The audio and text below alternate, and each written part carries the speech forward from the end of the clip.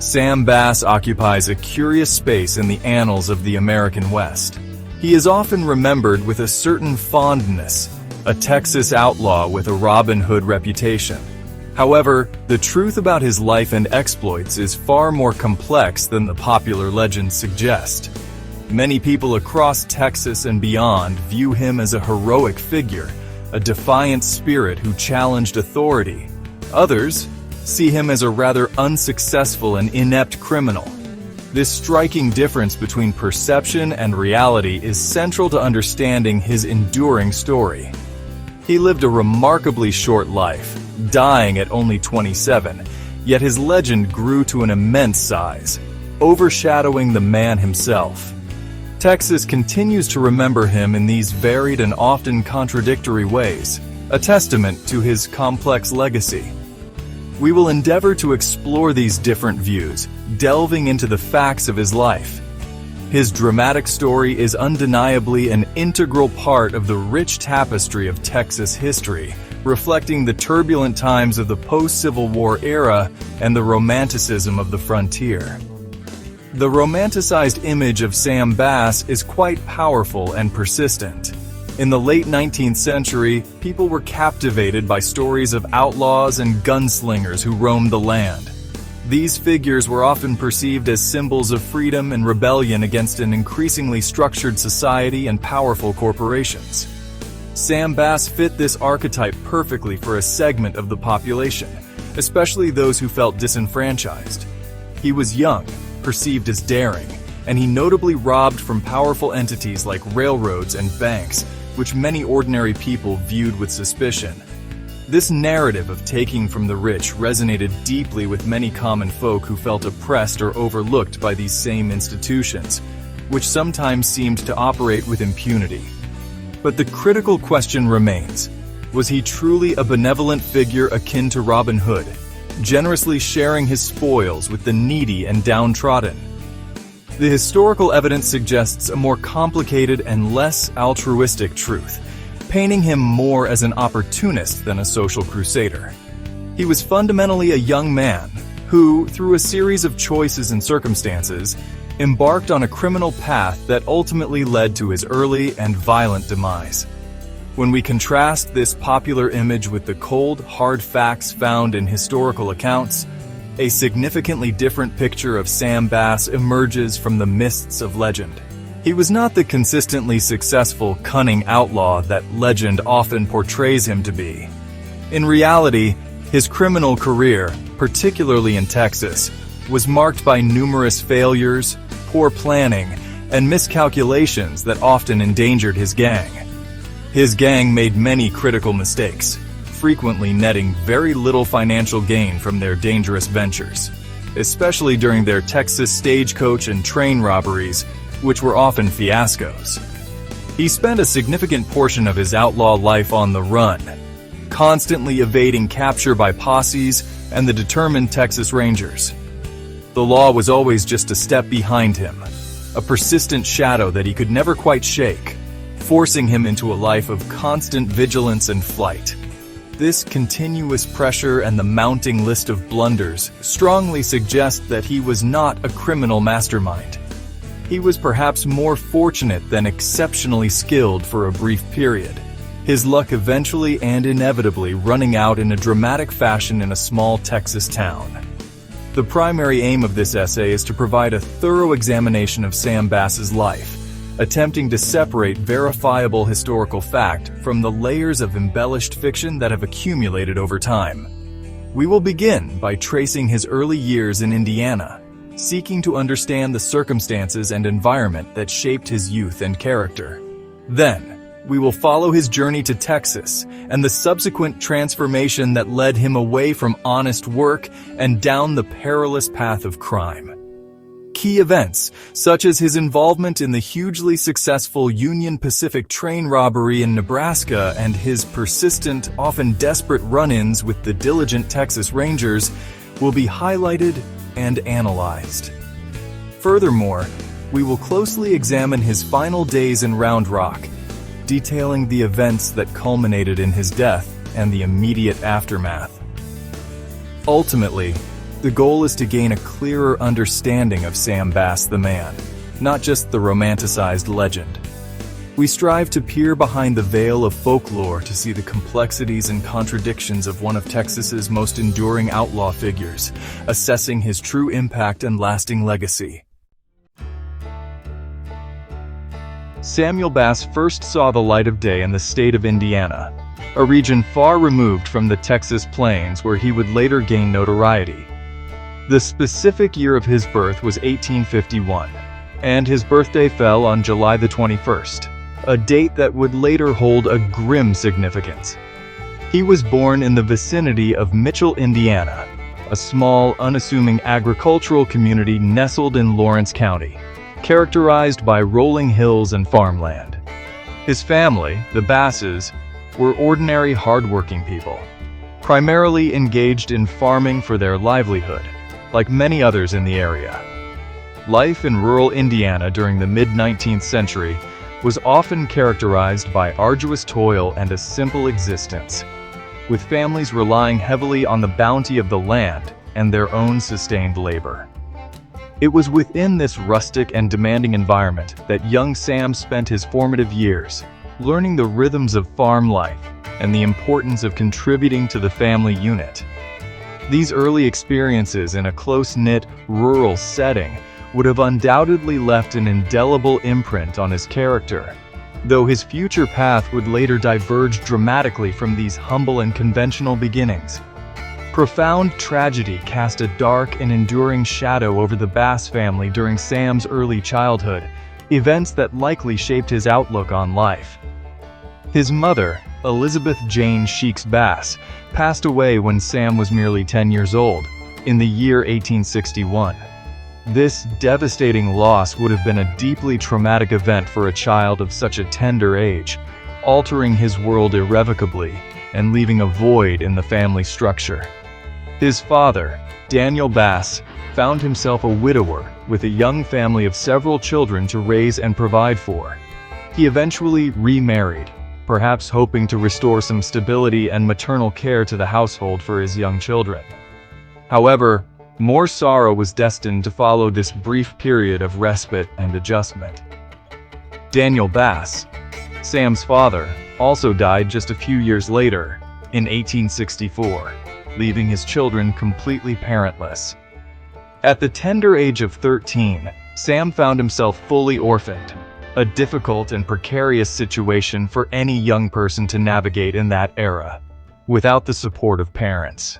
The life of an orphan in the 1860s, particularly in a rural setting, was undeniably challenging and often filled with considerable uncertainty about the future. Young Sam and his siblings, including his brothers and sisters, were left without their parents to guide, protect, and provide for them. Consequently, they had to rely on the kindness and support of their extended family members, which was a common practice for children in their situation. Sam went to live with his maternal uncle, Scott Sheeks, and his family on their farm, where he was expected to contribute to the farm labor. This was a typical arrangement for orphaned children at the time, offering a semblance of a home and some measure of security, though it often meant hard work. During this period, he undoubtedly learned the value of physical labor and the necessity of self-reliance. He was compelled by circumstances to mature quickly, taking on responsibilities that might not have otherwise fallen to him at such a young age, fostering a sense of independence. These formative experiences of profound loss and the need for early independence likely played a significant role in shaping the man he would eventually become.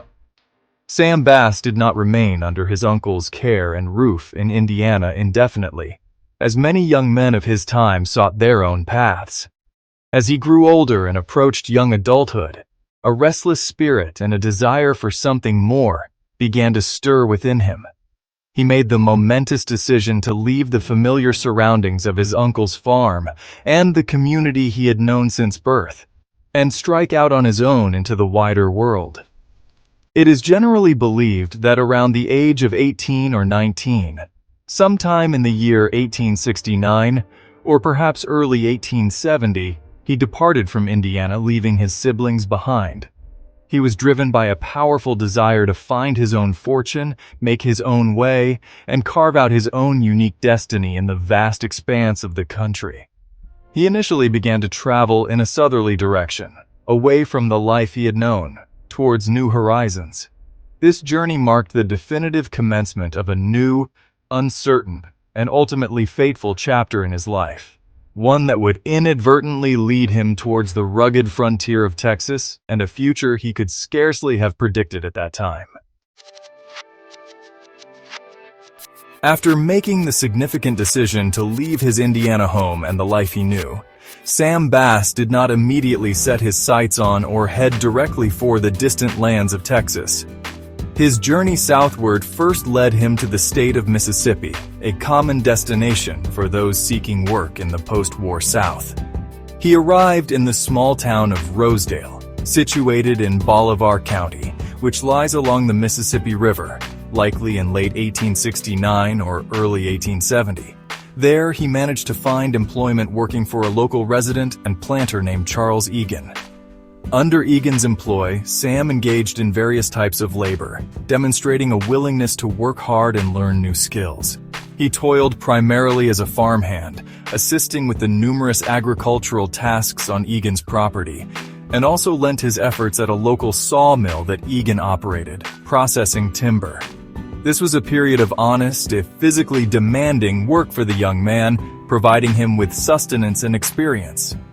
He remained in Rosedale, Mississippi for approximately 1 year, gaining a taste of Southern life and perhaps contemplating his next move in his unfolding life journey. The opportunities available in Mississippi, however, did not hold Sam Bass's attention or satisfy his ambitions for very long. He soon decided that it was time to move on once again, always seeking brighter prospects and a better life elsewhere. He began to hear increasingly enticing stories and glowing reports about the vast and developing state of Texas. In the post-Civil War era, Texas was often portrayed across the nation as a land of immense promise and boundless opportunity, particularly for ambitious young men who were willing to work hard or, in some cases, take significant risks. It was still very much a part of the American frontier, a dynamic and rapidly developing region attracting settlers and adventurers alike. Sometime in 1870, or perhaps early 1871, Sam made the long and arduous journey westward, drawn by the powerful allure of Texas and the potential it represented. He eventually arrived in the growing town of Denton, located in North Texas, a community that was establishing itself as a regional center. Denton offered new chances for a newcomer like Sam to establish himself and build a future, provided he could find work. Upon his arrival in the bustling community of Denton, Texas, Sam Bass was successful in finding legitimate and respectable employment, a crucial step for any new settler. He began working for the local Denton County Sheriff, William F. Bill Egan, a notable coincidence in name, but reportedly no direct relation to Charles Egan of Mississippi, his previous employer.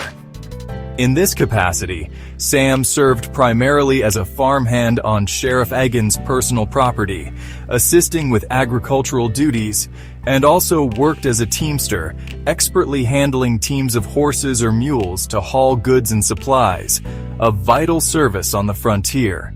Sheriff Egan was a generally respected and influential figure in the Denton community, and working for him provided Sam with a degree of stability and a connection to local society.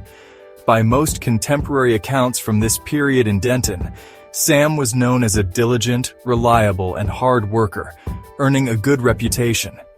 He was reportedly well-liked by many of those who knew him in Denton, presenting an image of an ordinary young man settling into a respectable and law-abiding life. His natural aptitude and skill with horses also became quite apparent during this time, a talent that would later prove significant in very different and more notorious circumstances. During his several years residing in Denton, Sam Bass explored various other avenues of making a living, beyond his regular work for Sheriff Egan, showcasing his industrious nature. He spent some time employed at a local cattle ranch, learning the ways of the burgeoning Texas cattle industry. a key part of the state's economy. He also tried his hand at the challenging business of freighting, independently transporting goods and merchandise across the region using wagons and teams, a common occupation that required resilience and resourcefulness on the frontier. He was clearly an industrious young man, constantly seeking ways to improve his financial situation and get ahead in life in this new Texan environment. For a considerable period, he appeared to be following a conventional and law-abiding path, diligently building a life for himself in his new Texas home, seemingly content with honest labor. However, a growing desire for faster and easier money, perhaps fueled by the tales of quick fortunes made on the frontier, began to take root in his mind. This powerful yearning for quick prosperity would soon steer him away from the path of honest labor and towards a far more dangerous, illicit, and ultimately tragic road. Sam Bass possessed a deep-seated affinity for horses, a common and highly valued trait among men of the Texas frontier where horsemanship was essential. He was not only a skilled and confident rider, but also developed a strong and consuming passion for the popular sport of horse racing. While living and working in Denton, he became actively involved in the local racing scene, which was a prominent form of entertainment, social gathering, and, significantly, gambling in communities across Texas. He managed to acquire a particularly fast racehorse, a sorrel mare that became famously known throughout the region as the Denton mare, due to her speed and his ownership. Sam raced this prized mare frequently against other local horses, often with considerable sums of money wagered on the outcome by spectators and participants alike.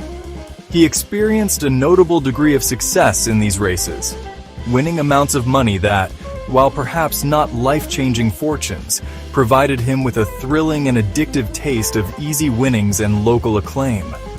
This exposure to the excitement and quick financial returns of gambling likely influenced his subsequent decisions and his growing dissatisfaction with the slow rewards of honest labor. His burgeoning interest in horse racing and the associated lifestyle of wagering and quick profits soon led Sam Bass into other, more speculative and questionable ventures. He formed a close partnership with another young man from the Denton area named Joel Collins.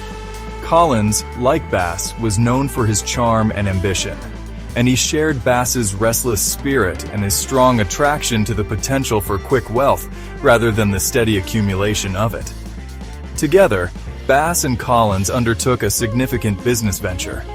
They were entrusted by local cattlemen with a large herd of Texas Longhorn cattle to drive north to the booming cattle markets in Kansas and potentially further into the northern territories. They successfully drove the herd to the railheads and then onwards to the Dakotas, where they managed to sell the cattle as planned, receiving a substantial sum of money. However, instead of faithfully and honorably returning the proceeds from the cattle sale to the rightful owners back in Texas, Bass and Collins made a fateful and dishonest decision. They traveled to the notorious gold rush town of Deadwood in the Dakota Territory, a place known for its lawlessness and gambling dens, and proceeded to gamble away the entire sum of money derived from the cattle. This deliberate act of embezzlement and betrayal of trust was a definitive and irreversible step towards a life of serious crime for both men.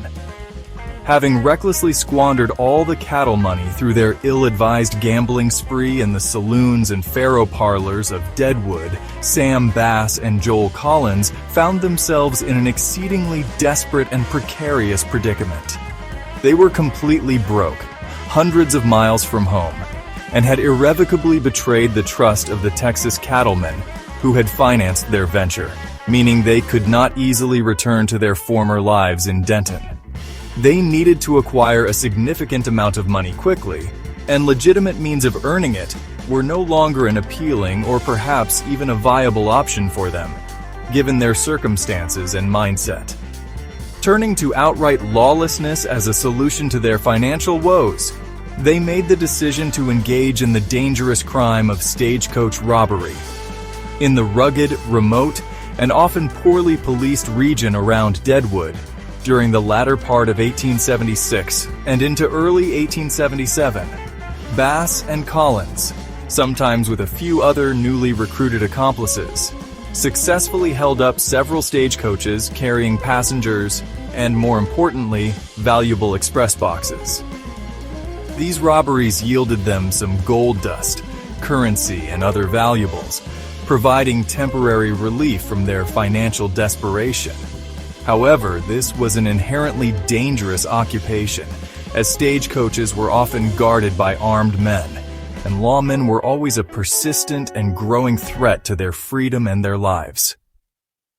The modest hauls from their initial series of stagecoach robberies, while providing some immediate funds and a taste of outlaw success, were ultimately insufficient to satisfy the growing ambitions and financial needs of Sam Bass and Joel Collins.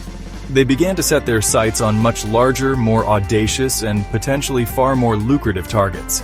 The daring idea of robbing a railroad train started to take firm shape in their minds as the next logical step in their criminal progression. Train robbery was a significantly riskier and more complex undertaking than simply holding up a stagecoach, requiring more detailed planning, a larger and more reliable gang, and a greater degree of nerve. However, it also promised a substantially greater reward, as trains frequently carried valuable express shipments for banks and businesses, including large quantities of gold, silver, and currency. Bass and Collins began to actively gather a small group of like-minded individuals, some experienced outlaws, others new to crime, to form a gang capable of such a feat. Their first major attempt at train robbery would irrevocably set Sam Bass on a perilous path, transforming him from a regional petty thief and embezzler into a nationally recognized and wanted outlaw with a substantial price on his head. The single most famous and financially successful robbery in which Sam Bass was a key participant occurred far from Texas, in the state of Nebraska. This was the audacious robbery of a Union Pacific Railroad passenger train. This landmark event in Western outlaw history took place on the evening of September 18, 1877, a date that would be widely reported. The target was the eastbound passenger train, which the gang had intelligence was carrying a significant shipment of gold. The chosen location for the holdup was Big Springs Station, a small and relatively isolated stop on the Union Pacific Line in western Nebraska, making it an ideal spot for their ambush. Sam Bass, Joel Collins, and 4 other men, including Jack Davis, Bill Heffridge, Jim Barry, and Tom Nixon, sometimes noted as Tom Williamson, meticulously planned this daring crime. They knew the train was transporting newly minted gold coins from the San Francisco Mint to the east. This was their golden opportunity for a truly huge payday, one that could set them up for life if they succeeded and managed to escape. The gang, led by Collins and Bass, executed their plan and stopped the train at Big Spring Station successfully, under the cover of darkness. They quickly overpowered the train crew and any resistance from passengers. Their primary focus was the express car, where the valuables were kept. They forced the terrified express messenger to open the heavy safe. Inside, they discovered a treasure beyond their wildest expectations. Several wooden boxes filled with brand new, gleaming $20 gold pieces, fresh from the U.S. Mint. The total value of the gold they seized was approximately $60,000, an immense fortune at the time, equivalent to millions of dollars today. It was one of the largest and most successful train robberies in the history of the American West up to that point. The gang quickly divided the incredible loot amongst themselves, with each man receiving a very significant share, around $10,000 in gold. This sudden wealth was transformative, but also incredibly dangerous to possess. Immediately after the hugely successful robbery and the division of the spoils, the 6 members of the gang wisely decided to split up into smaller groups. Their primary objective now was to escape the inevitable and widespread pursuit by lawmen and railroad detectives that would surely follow such a high-profile crime. Joel Collins and Bill Heffridge, riding together, were tracked down and killed by a posse in Kansas just a few days after the robbery, with some of their gold recovered. Jim Barry was wounded, captured, and later died, and another, Jack Davis, was also eventually caught. Sam Bass, however, proved more elusive or perhaps luckier. He managed to evade the initial intense manhunt, successfully making his way southward with his substantial share of the gold. His ultimate destination was familiar territory, Texas. He now possessed a considerable amount of money, more than he had ever seen. But this wealth came at a steep price. He was now a nationally known and highly wanted outlaw. His name and description were being circulated on wanted posters across the entire country. The Big Springs train robbery propelled Sam Bass from relative obscurity into national infamy overnight. Newspapers all across the United States eagerly reported the details of the daring and lucrative crime, often embellishing the story for dramatic effect. He became a legendary, almost mythical figure in the popular imagination, seen by some as a bold and cunning outlaw. However, this newfound fame was a double-edged sword, coming at a very high personal price for Bass. Law enforcement agencies at all levels, from local sheriffs to federal marshals, were now absolutely determined to capture him and the remaining members of his gang. The powerful Pinkerton National Detective Agency, renowned for its relentless pursuit of outlaws, was also heavily involved in the manhunt. Sam Bass's life as a free man was now precariously numbered.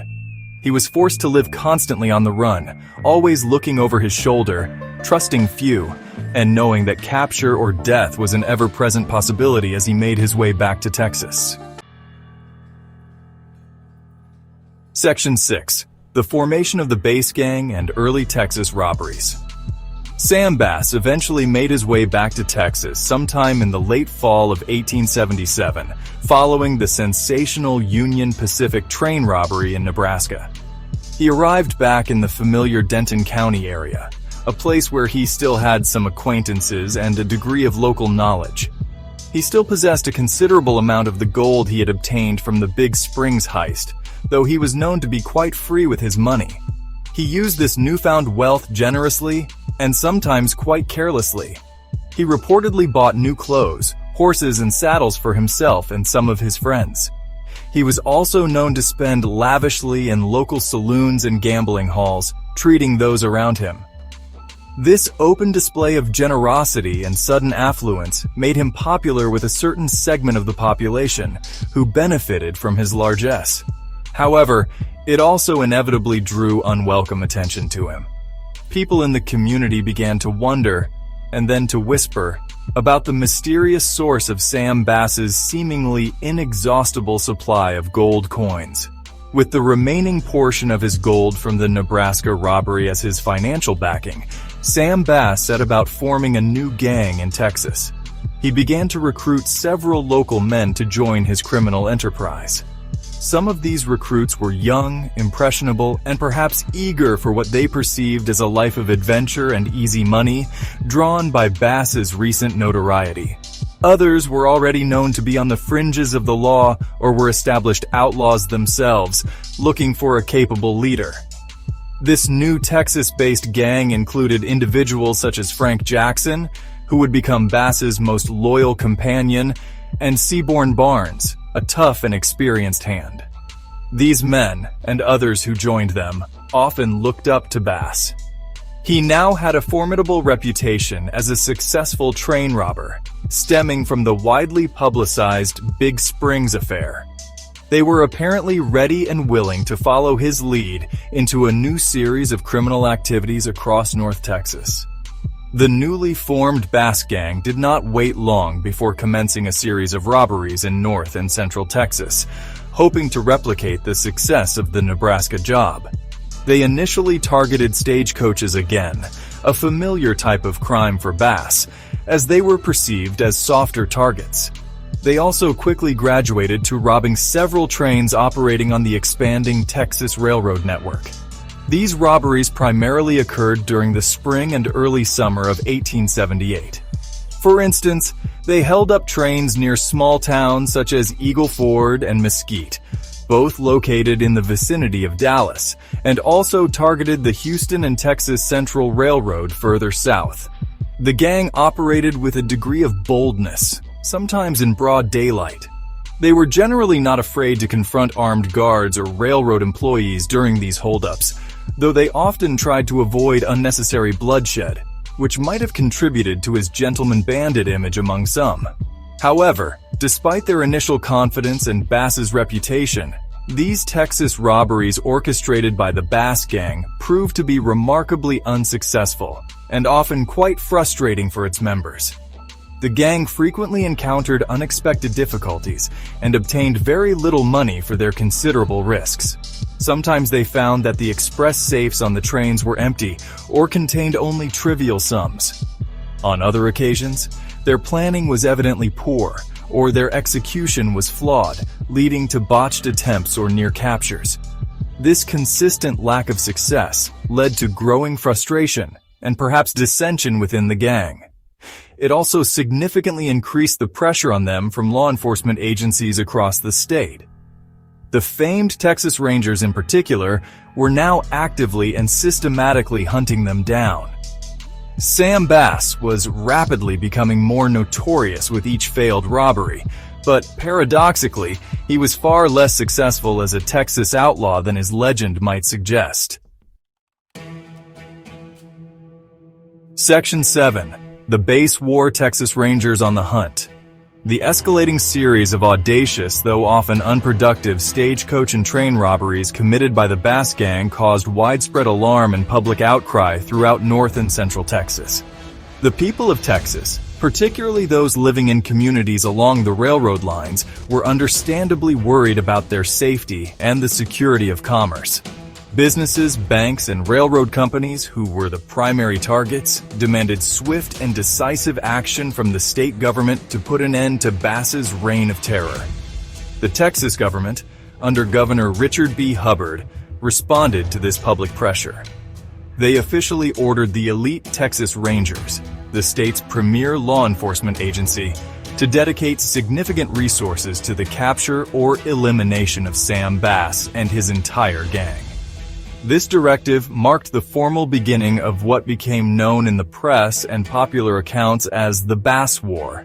It was an intensive and relentless manhunt that spanned several months during the spring and summer of 1878, consuming the attention of the state. The Texas Rangers were by this time already a legendary and formidable law enforcement organization, perfectly suited for the task of hunting down outlaws on the Texas frontier. They were composed of men who were typically skilled trackers, expert horsemen, and deadly fighters, accustomed to hardship and danger. The Ranger forces pursuing Bass were led by capable and experienced officers, most notably Major John B. Jones, the commander of the Frontier Battalion of the Texas Rangers.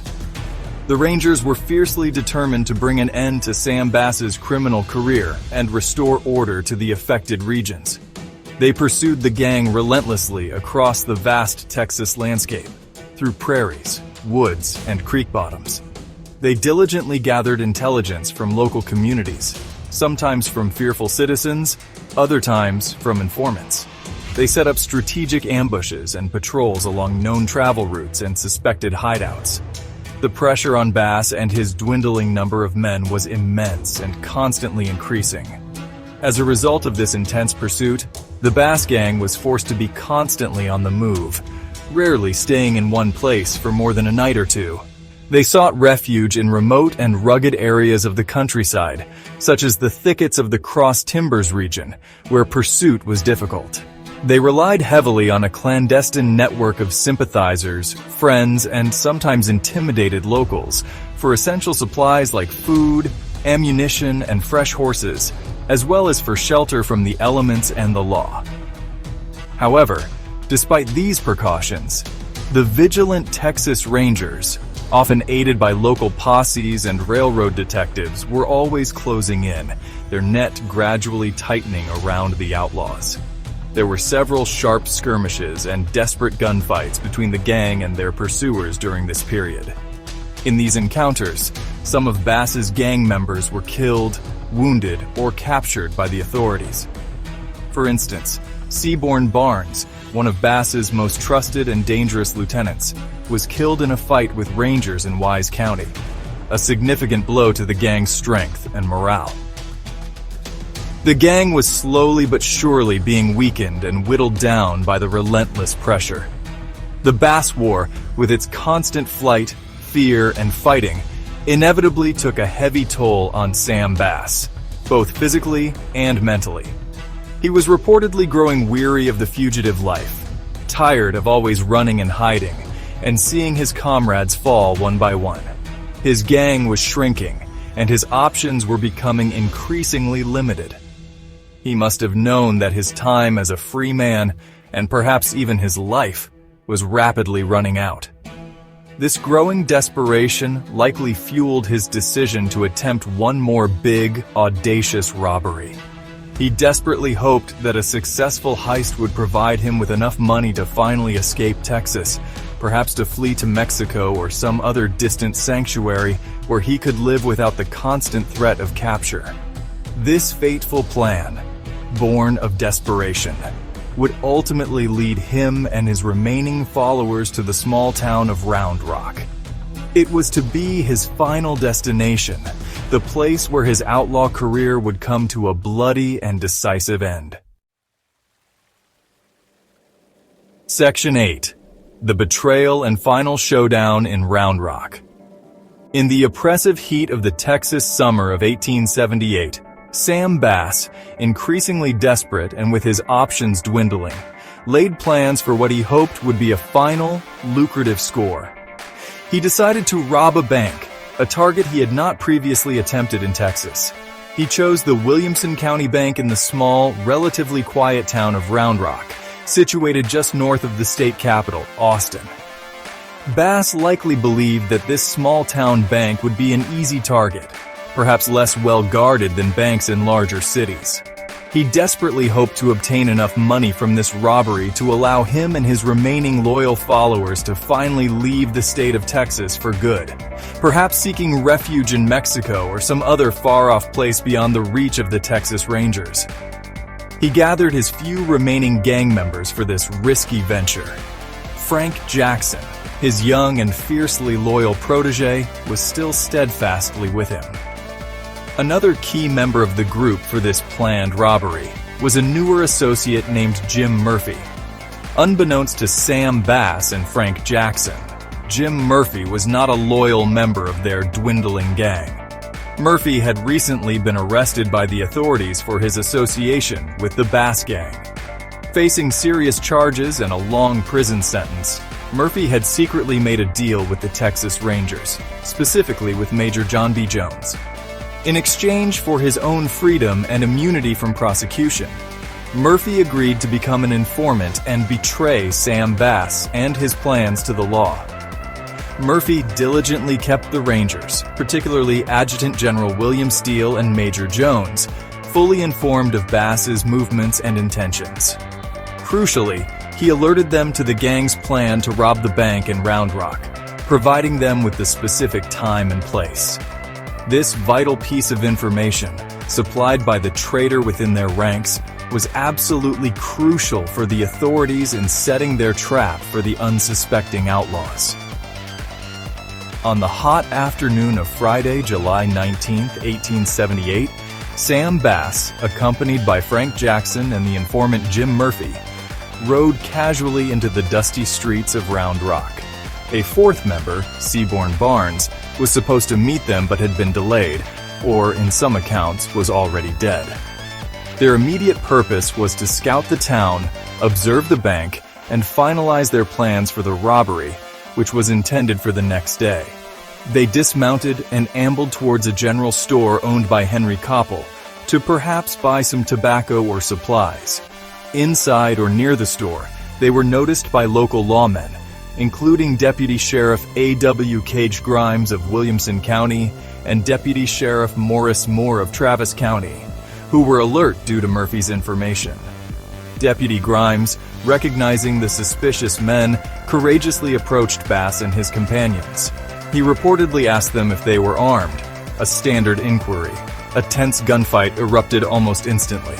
Deputy Grimes was shot and killed in the initial exchange of gunfire. Bass himself was mortally wounded, and Deputy Moore was also hit. Jim Murphy, the informant, discreetly slipped away and did not participate in the violent confrontation, his betrayal complete.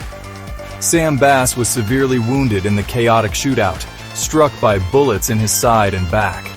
Despite his grievous injuries, his loyal companion Frank Jackson managed to help Bass onto his horse, and they both made a desperate escape from the town, with bullets flying around them.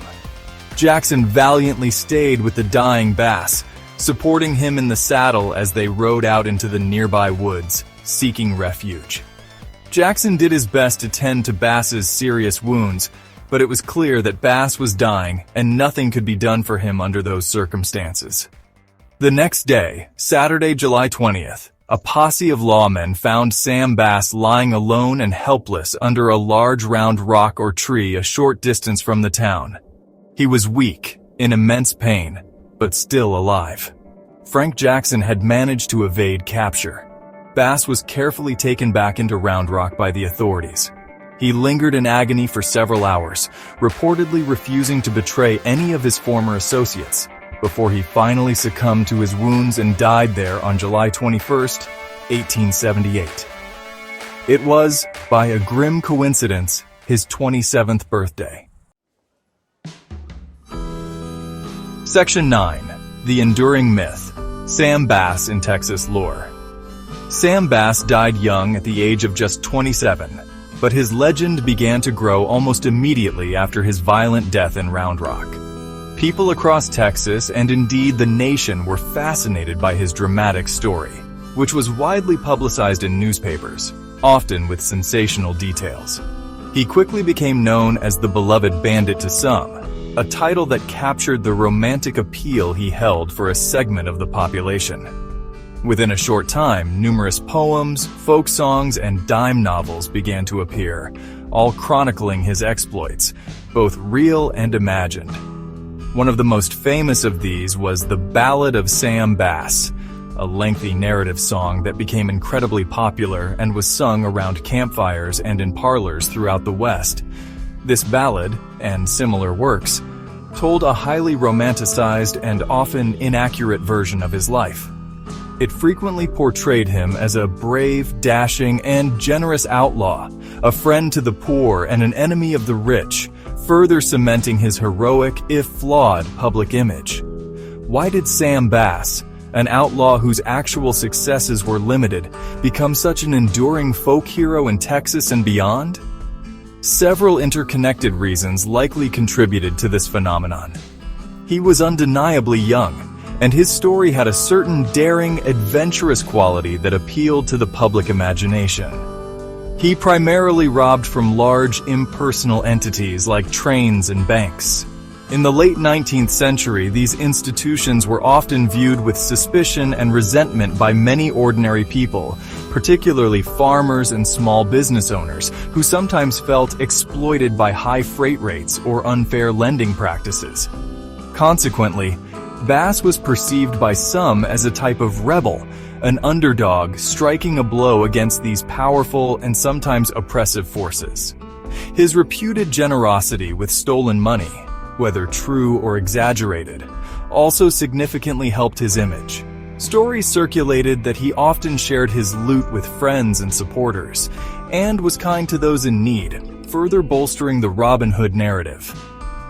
However, the historical reality of Sam Bass's life and criminal career was considerably different from the heroic myth that grew up around him. He was certainly not a noble Robin Hood figure, systematically redistributing wealth from the rich to the poor. He was, at his core, a criminal who engaged in theft and violence for personal gain and to support his fugitive lifestyle. His robberies, particularly those in Texas, were often poorly planned and executed, sometimes resulting in very little profit for the immense risks involved. He and his gang were directly responsible for violence and fear, and people, including lawmen and innocent bystanders, were killed or injured during their escapades. He was arguably more inept as an outlaw than a master strategist or a cunning criminal mastermind. Much of his enduring fame actually stemmed from his involvement in one single, spectacularly successful robbery, the Big Springs train heist in Nebraska. His subsequent career as a gang leader in Texas was largely characterized by a series of failures, close calls, and a desperate flight from the law. Today, more than a century after his death, Sam Bass is still widely remembered and even celebrated in Texas. The city of Round Rock, where his outlaw trail ended, hosts annual events and festivals, such as Frontier Days, that often incorporate his story and legend. His grave in the Round Rock Cemetery remains a well-known tourist attraction, drawing visitors interested in Old West history and outlaw lore. His story is firmly embedded in Texas folklore, a colorful chapter in the state's wild and woolly past. He represents for many a romanticized vision of a wilder, freer time in the history of the American West. But it is vitally important for a clear understanding to remember the full and complex story, not just the embellished legends. Sam Bass was both a product of his turbulent times and a young man who made a series of tragically bad choices that led him down a path of crime and to an early grave. His enduring legacy remains a fascinating and often contradictory mix of myth and reality, a beloved bandit to some, and an ultimately inept outlaw to others.